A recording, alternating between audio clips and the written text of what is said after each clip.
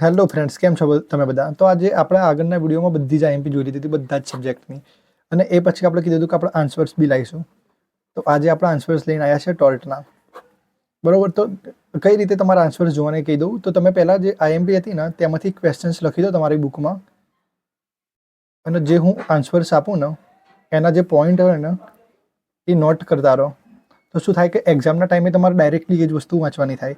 તો તમને છે ને બીજી બધી વધારાની વગર કામની વસ્તુ તમારી સામે આવે જ નહીં. અને એ કી પોઈન્ટથી તમે લોકો ડાયરેક્ટલી જવાબ બનાવીને લખી દો છો, એટલે ડાયરેક્ટલી તમે ઇઝીલી પાસ થઈ જાઓ. બરોબર ને? તો આપણે વિડીયો સ્ટાર્ટ કરીએ છીએ આન્સર્સનો.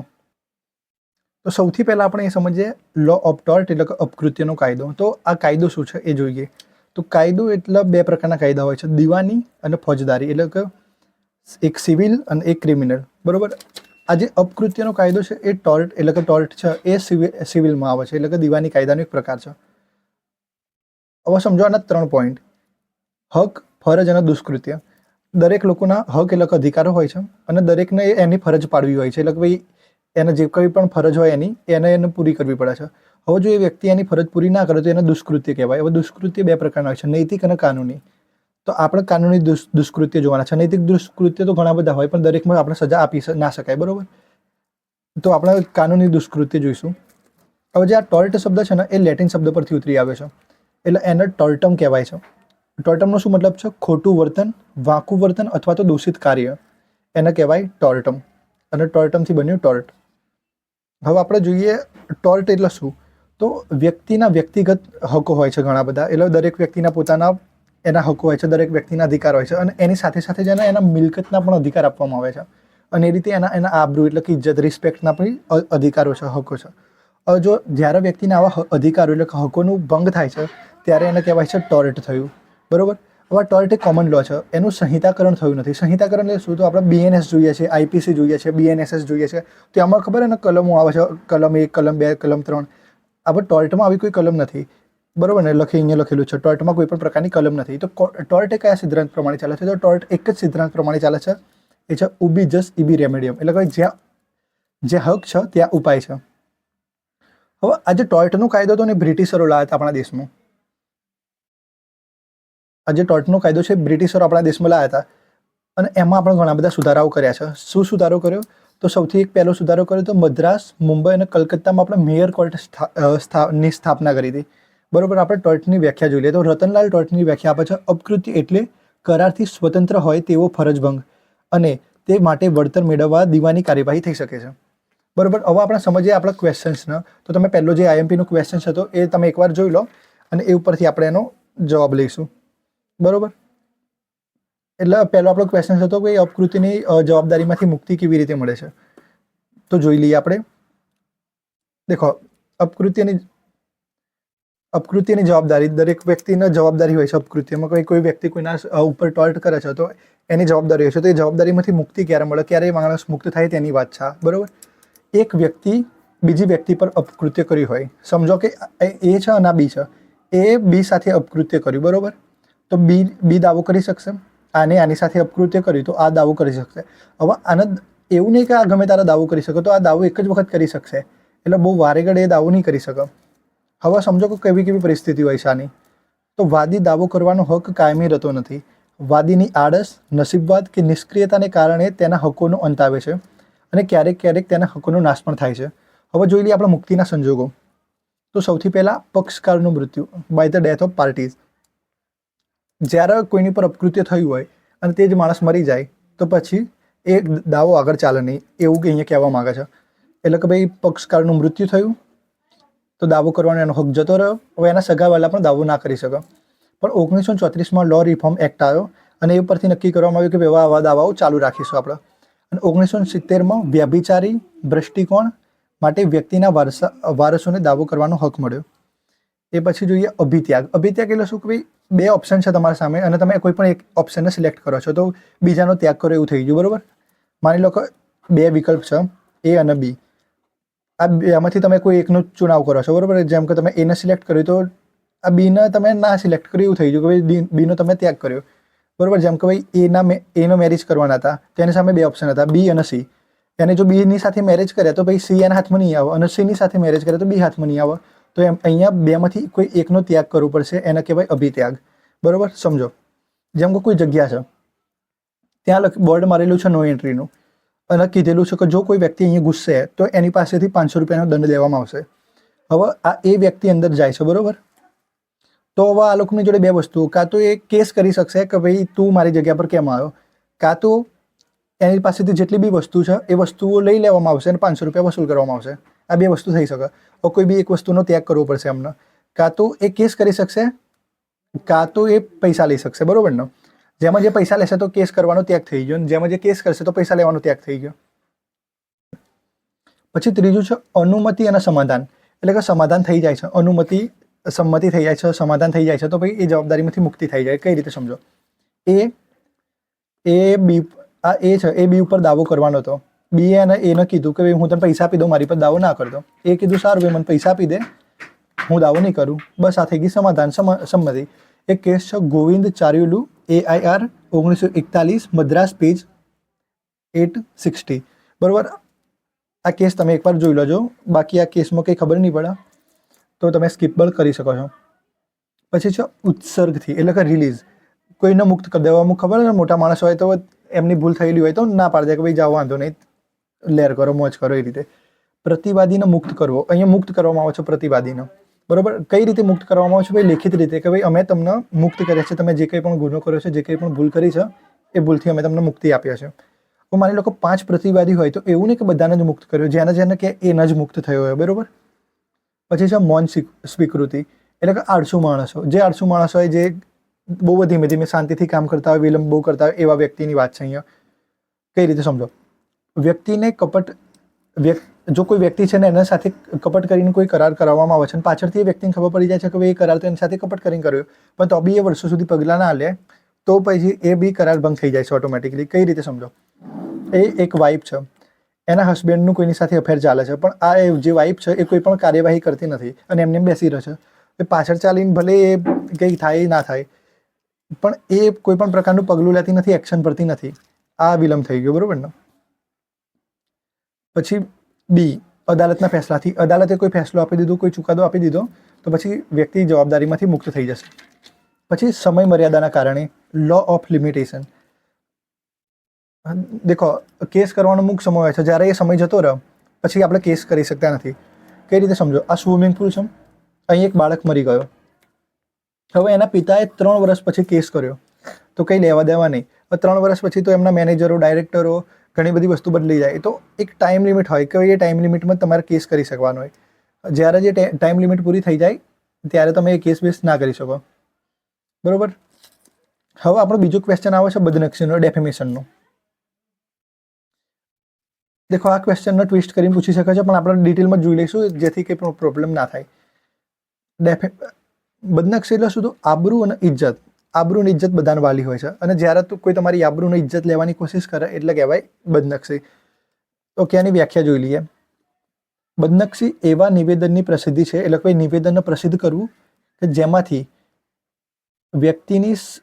વ્યક્તિ સમાજની વિવેકશીલ ગણાતી વ્યક્તિઓની નજરમાં હલકી પડે છે. એટલે જે સમાજમાં વિવેકશીલ વ્યક્તિ હોય છે, સમાજના મોટા લોકો હોય છે, એમની નજરમાં વ્યક્તિ હલકી પડે છે, અથવા તો એવી વિવેકશીલ વ્યક્તિ, એટલે કે જે સમાજના મોટા વ્યક્તિઓ છે એવા વ્યક્તિઓ અમને ધિક્કારે છે અને ટાળે છે, અને એવા જે પરિણામો ઉત્પન્ન થાય તેને કહેવાય છે બદનક્ષી.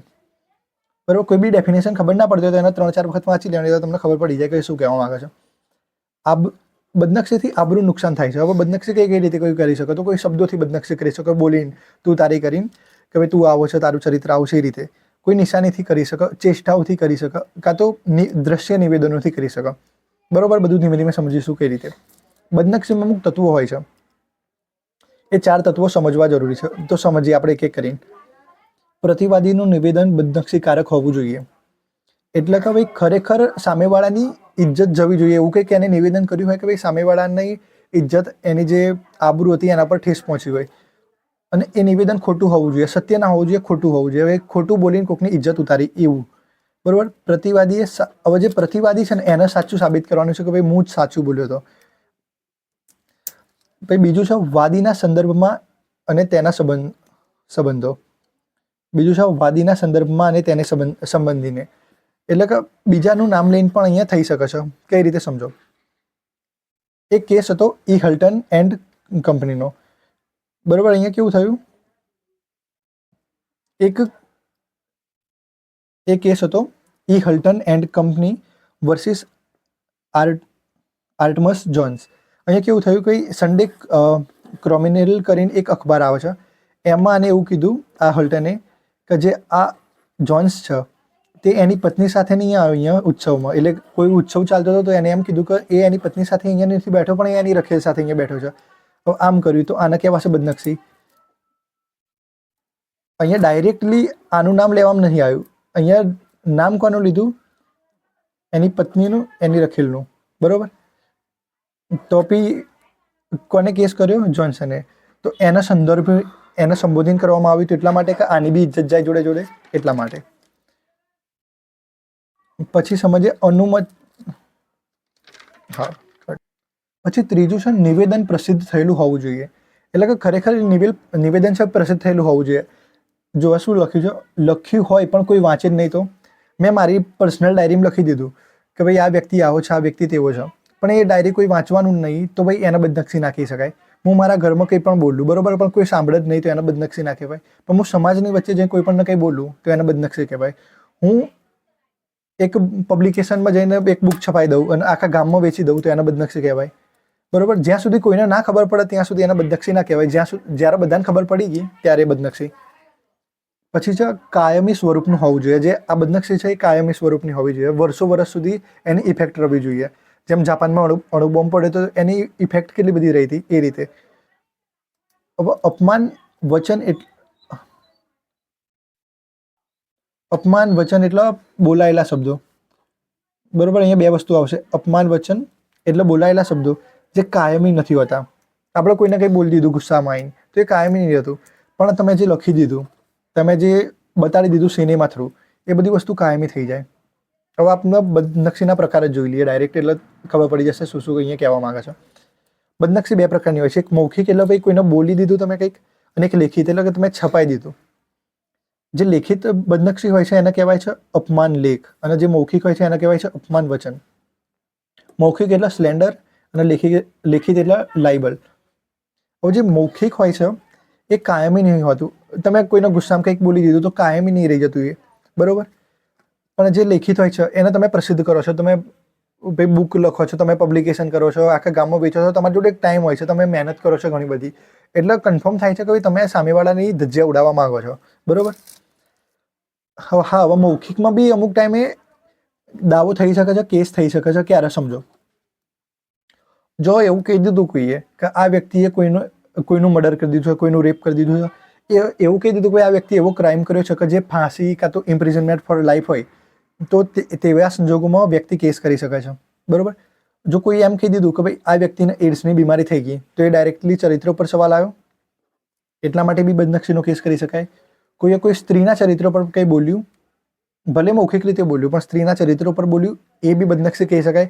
કોઈએ કોઈ જ્ઞાતિના જાતિના સંદર્ભમાં લઈને બોલ્યા કંઈ, તો એને પણ બદનક્ષી કહી શકાય, બરાબર. એ કેસ હતો યુસુપોસ વર્સિસ મેટ્રો પિક્ચર્સ લિમિટેડ.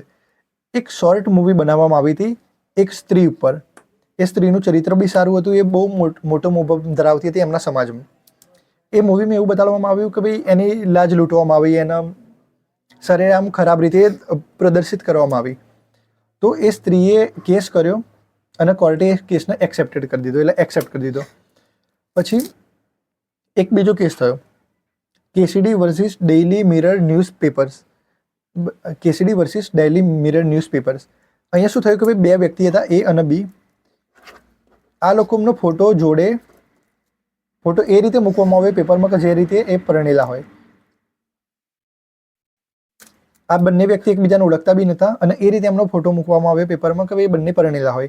તો એ બી ભલે તમે ભૂલથી કરી દીધો, પણ અહીંયા એવો કોઈ ભૂલ શબ્દનો ઉલ્લેખ નહીં, એટલે એ બદનક્ષી કહેવાય, બરાબર. હવે બદનક્ષીથી બચાવ કઈ રીતે લઈ શકાય? તો જો તમે સત્ય બોલતા હોય, જો કોઈને એડ્સ હોય, તમે ખરેખર બોલતા હોય, ભલે સમાજની વચ્ચે પણ બોલો કે ભાઈ આને એડ્સ છે, તો એ સાચી વસ્તુ છે, બરાબર. જેમાં સત્ય હોય એમાં બદનક્ષી ના હોય. ભાઈ શુદ્ધ અને પ્રામાણિક ટીકા. તમે કોઈની ટીકા કરો છો પણ શુદ્ધ રીતે, પ્રામાણિક રીતે. જેમ કે ભાઈ આપણે સરકારની કોઈ પણ પ્રકારની ટીકા કરીએ, શુદ્ધ રીતે કરીએ, પ્રામાણિક રીતે કરીએ. ઘણીવાર જોઈએ મીડિયા છે જે સરકારની ટીકા કરતી હોય છે, તે શુદ્ધ અને પ્રામાણિક રીતે કરે છે તો તેને બદનક્ષી ના કહી શકાય. પછી વિશેષાધિકાર, એટલે નિરપેક્ષ અને સાપેક્ષ બે પ્રકારના વિશેષાધિકાર હોય છે. હા, હવે જોઈએ આપણે નિરપેક્ષ અધિકારો. નિરપેક્ષ અને સાપેક્ષ બે વિશેષાધિકાર હોય છે. હવે આપણે એક એક કરીને બંને સમજી લઈએ.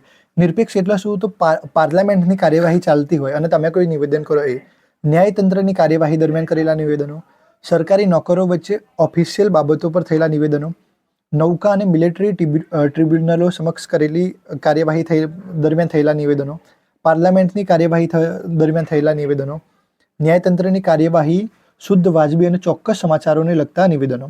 સાપેક્ષ કે મર્યાદિત વિશેષાધિકાર એટલે શું?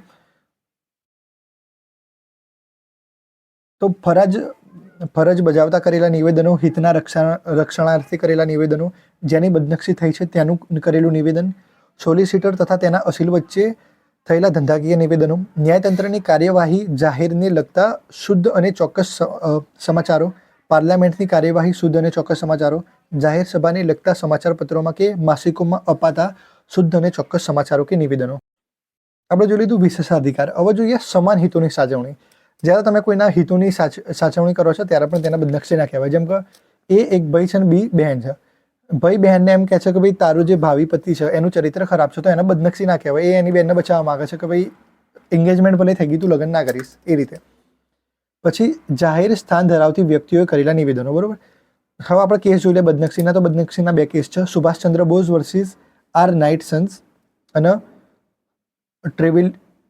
ટ્રેવિલિયન and Clark versus A milk. હવે આ કેસમાં શું થયું સમજો. એ ફૂલવાળો છે, આ અવ્યક્તિ છે, એ ફૂલ લેવા માટે ગયો. હવે જે આ અવ્યક્તિ છે ને એ પૈસા હાલતું નહોતું ક્યારે બી. એનો પાસ્ટ રેકોર્ડ જોઈ લીધો તો એ ક્યારે બી પૈસા નહોતો આપતો, ફૂલ લઈને હંમેશા જતો રહેતો હતો ઉધારીમાં. તો જ્યારે ફૂલ લેવા ગયો ત્યારે એના માલિકે ના પાડી દીધી કે અવ્યક્તિને ફૂલ નહીં આપવાના, અને એને એવી નોટિસ લગાવી દીધી કે જે આ અવ્યક્તિ છે તેનો કોઈ પણ પ્રકારનો માલ કે સામાન વેચવો નહીં. તો આ ફરીથી એકવાર ફૂલ લેવા જાય છે. હવે જે અવ્યક્તિ છે ફૂલ લેવા જાય છે ત્યારે ત્યાં બે કર્મચારી હોય છે. તે એમ કહે છે કે ભાઈ આયરો તો અ છે, આનો કંઈ પણ આપવાનું નહીં, બરોબર ને. તો અને એવું લાગે છે કે ભાઈ આ તો એની બેઇજ્જતી થઈ, તો એને બદનક્ષીનો કેસ કરી દીધો. ત્યારે જાણવા મળ્યું કે ભાઈ વેપાર ધંધામાં લઈને આજે આવા પ્રકારના બદનક્ષીના માન્ય ગણાશે નહીં, બરોબર. પછી મોટર વ્હીકલ એક્ટની વાત છે. ત્રીજો ક્વેશ્ચન આપણો મોટર વ્હીકલ એક્ટ, જે ત્રાહિત વ્યક્તિ છે તેની વાત છે. તો આપણે એ જોઈ લઈએ.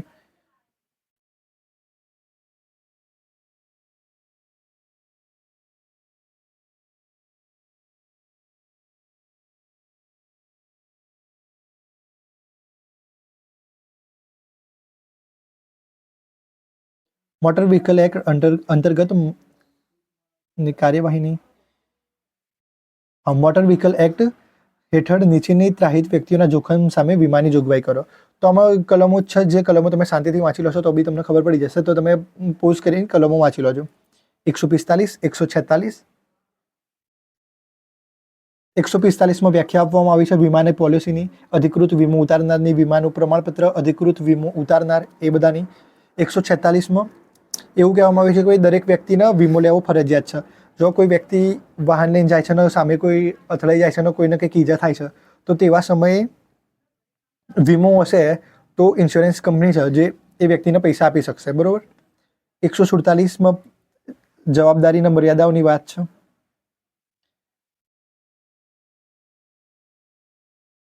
આ વિડીયો પોસ્ટ કરીને તમે વાંચી લોજો શાંતિથી, તમને ખબર પડી જશે. પછી છે hit and run case. Hit and run case એટલે શું? એક ગાડી ચાલતી હતી, સેક્શન 161 મુજબ એક ગાડી ચાલતી હતી, એને એક વ્યક્તિને ઉડાડ્યો અને ગાડી ભાગી છે સીધે સીધું. હવે આ વ્યક્તિ કાં તો એ વ્યક્તિની ડેથ થઈ છે કાં તો એને ગ્રીવિયસલી હર્ટ થયો એ વ્યક્તિ. એવા સંજોગોમાં સેક્શન 162 મુજબ જો ડેથ થઈ જશે તો 25,000 રૂપિયા અને જો ગ્રીવિયસ હર્ટ થયું હશે તો 12,500 રૂપિયા આપવાના.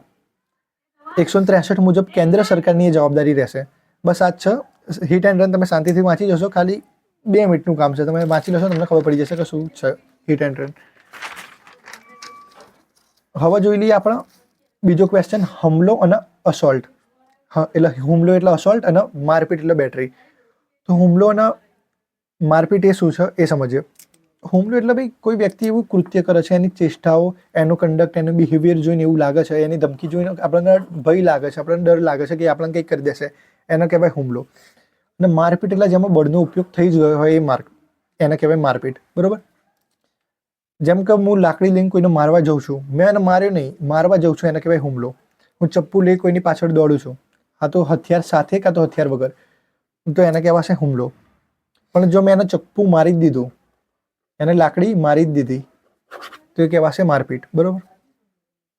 હુમલો મારપીટ બહુ જ આસાન વસ્તુ છે. કોઈનું બિહેવિયર જોઈ એવું લાગશે કે આપણને કંઈક પ્રોબ્લેમ કરી શકે છે, એ હુમલો.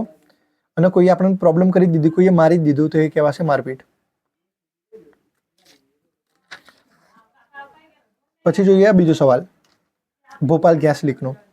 તો 1984માં 2જી અને 3જી ડિસેમ્બરે યુનિયન કાર્બન જંતુનાશક ફેક્ટરીમાં ઝેરી ગેસ લીક થયો હતો. કયો gas? Methyl isocyanide. Missile isocyanide નામનો ગેસ એક લીક થયો હતો અને એ ગેસ લીકમાં 15,000 લોકો માર્યા ગયા હતા. હવે ગુજરાત ફર્સ્ટ ન્યૂઝ 1નો એક રિપોર્ટ છે, તમે વાંચી લો છો તો તમને આ કેસ વિશે પૂરેપૂરી ખબર પડી જશે. તો આપણે બહુ ડિટેલમાં જવાની જરૂર નથી. બરોબર. એ પછી છે, પછી 7મો ક્વેશ્ચન જોઈએ. કન્ઝ્યુમર પ્રોટેક્શન એક્ટના ચેપ્ટર 2માં સેક્શન 4, 5 અને 6માં જે છે કન્ઝ્યુમર પ્રોટેક્શનની વાત છે. બરોબર. સેક્શન 4માં એમ કહ્યું છે જે કન્ઝ્યુમર પ્રોટેક્શન ફર્મ છે એની રચના સરકાર કરશે. સેક્શન 4(2) એવું કીધું છે કે જે કન્ઝ્યુમર પ્રોટેક્શન છે એનો જે પ્રધાન હશે એ જે આ પરિષદ છે તેનો ચેરમેન બનશે. સરકાર સભ્યો નિમશે. હવે એ સભ્યો સરકારી પણ હોઈ શકે, બિનસરકારી પણ હોઈ શકે. સેક્શન 5 મુજબ મીટિંગ અને પ્રક્રિયાની વાત છે. દર વર્ષે એક મીટિંગ તો મિનિમમ હોવી જ જોઈએ, જે ચેરમેન નક્કી કરશે. કલમ 6 મુજબ જે એનો હેતુ છે એનો મુખ્ય હેતુ એક જ છે, ગ્રાહકના હક માટે જાગૃત કરવો. ગ્રાહકને ખબર પડવી જોઈએ કે એના કયા કયા હકો છે. પછી 8મો ક્વેશ્ચન આપણો, ડૉક્ટરની જવાબદારી. એટલે કે ડૉક્ટરની શું જવાબદારી રહેશે કોઈ બી વસ્તુમાં? તો ડૉક્ટરની એક ફરજ હોય છે, ડ્યુટી ઓફ કેર. જો ડૉક્ટર એની ફરજ નથી નિભાવતો ત્યારે ડૉક્ટરની જવાબદારી ગણાશે. જો બેદરકારીમાં કોઈ વ્યક્તિનું મૃત્યુ થાય છે, એક મૂવી બતાવ્યું હતું ને કે ભાઈ કંઈક ઓપરેશન દરમિયાન કોઈના પેટમાં ઘડિયાળ છોડી દીધી ડૉક્ટરે, તો એ ડૉક્ટરની બેદરકારી કહેવાય. તો એના બેદરકારી કહેવાય. તો એવી બેદરકારી થશે તો ત્યારે પણ ડૉક્ટર જવાબદાર ગણાશે. જો ડૉક્ટરની બેદરકારીથી સામેવાળા પક્ષને કોઈ પણ પ્રકારનું નુકસાન થશે, ડેમેજ થશે, તો પણ ડૉક્ટરની જવાબદારી ગણાશે. ડૉક્ટરની જવાબદારી ક્યારે નહીં ગણાય? જ્યારે કોન્સેન્ટ ઉપર પહેલાં સાઇન કરી હશે સામેવાળા વ્યક્તિએ અને ડૉક્ટરની બેદરકારી નહીં હોય ત્યારે જ ડૉક્ટરની જવાબદારી નહીં ગણાય. હવે જે બેદરકારી છે ડૉક્ટરની એ ફરિયાદીને પ્રૂફ કરવાની છે. બરાબર ને? ડૉક્ટરને કંઈ એ વસ્તુમાં પ્રૂફ કરવાનું હોતું નથી. જે ફરિયાદી છે એ પ્રૂફ કરશે કે ભાઈ ડૉક્ટરે આવું કર્યું ને આ કારણે આ વ્યક્તિની મોત થયું. હવે આપણે એક લાસ્ટ ક્વેશ્ચન સમજી લઈએ, જાહેર અને ખાનગી ઉપદ્રવનો. જાહેર ઉપદ્રવ એટલે સમગ્ર સમાજના નાગરિકોને નુકસાન કરે તેવું, અને ખાનગી એટલે પોતાની જ મિલકતના, એટલે ભાઈ પોતાની મિલકતનો એવી રીતે કોઈ વ્યક્તિ ઉપયોગ કરે છે કે તેનાથી અન્યની મિલકતને કાં તો અન્ય વ્યક્તિને નુકસાન થાય, પણ એ પર્ટિક્યુલરલી કોઈ એક વ્યક્તિ પર જ હોય. જેમ કે આ અડોશી પડોશી છે, આ વ્યક્તિ એવું કંઈક કરે છે કે જેના કારણે આને નુકસાન થાય, આ બધાને કંઈ ફરક નહીં પડતો. બરોબર. પણ આ વ્યક્તિ એવું કંઈક કરે છે કે જેના કારણે આ બધાને નુકસાન થાય, તો એને કહેવાશે જાહેર. પણ જ્યારે એક જ વ્યક્તિને નુકસાન થાય તેને કહેવાશે ખાનગી. ઓકે, તો જાહેરનો કેસ સમજી લઈએ. જાહેર ઉપદ્રવનો એક કેસ હતો ઉષાબેન વર્સિસ ભાગ્યલક્ષ્મી. ઉષાબેન વર્સિસ ભાગ્યલક્ષ્મી ચલચિત્ર. તો એ કેસમાં કેવું થાય છે કે એક મૂવી બનાવી હોય છે આ લોકો જય સંતોષીમાં. એ મૂવીમાં એવું દર્શાવવામાં આવ્યું છે કે દેવી દેવતાઓનો મજાક ઉડાડવામાં આવ્યો. તો ઉષાબેનનું એવું કહેવું હતું કે જેનાથી ધાર્મિક લાગણી દુભાઈ છે લોકોની. પણ ગુજરાત હાઈકોર્ટમાં જ્યારે કેસ ગયો ત્યારે આ કેસ એક્સેપ્ટ જ ના કર્યો ગુજરાત હાઈકોર્ટે. પછી એક બીજો કેસ બને છે રતલામનો. Ratlam municipality versus Vadhirchandra. રતલામમાં કેવું હોય છે કે ભાઈ ખુલ્લી ગટરો, ગંદકીના લીધે પ્રદૂષણ બહુ જ થાય છે. જ્યારે મ્યુનિસિપાલિટી છે જે એ કોઈ પણ પ્રકારના પગલાં ભરી નથી રહી આ જે પ્રદૂષણ છે, ગંદકી છે તેને દૂર કરવા માટે. તો મેજિસ્ટ્રેટે એવો આદેશ કર્યો કે ભાઈ આ જે મ્યુનિસિપાલિટી છે તેને બધી ગંદકી સાફ કરવી પડશે અને બધું એક ટાઈમ લિમિટ આપી, એ ટાઈમ લિમિટમાં બધી વસ્તુ ક્લિયર થઈ જવી જોઈએ.